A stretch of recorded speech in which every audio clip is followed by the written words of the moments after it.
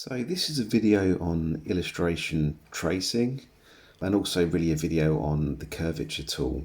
Now you have got the option of using image trace to trace an image, but there's something about tracing it manually that I quite like.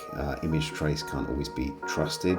So this is really what I'm going to show here. I'm just going to highlight the different tools that I'm using.